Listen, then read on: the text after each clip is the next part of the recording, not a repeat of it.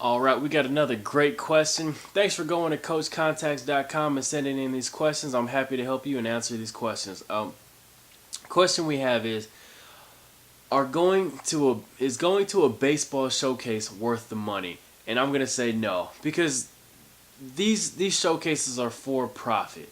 I mean, you got to understand these showcases are in that part of the year where high school kids aren't playing baseball in that fall and winter months.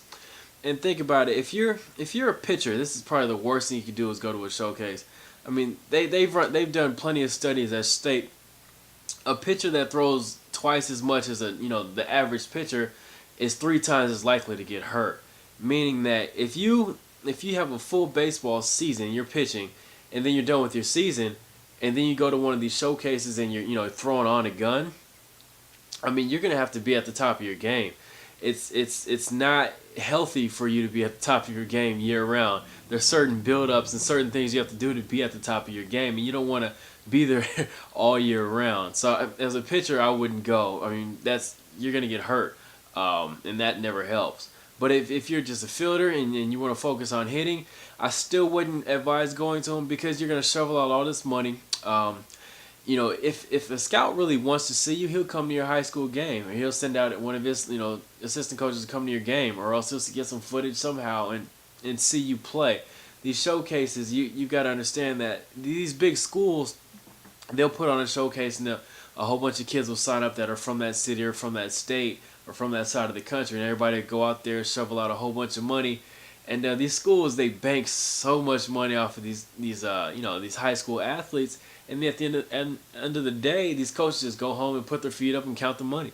They just raise $90,000 just because they did a 2-week camp of all these players that come in from around the country, and they charge a whole bunch of money for it.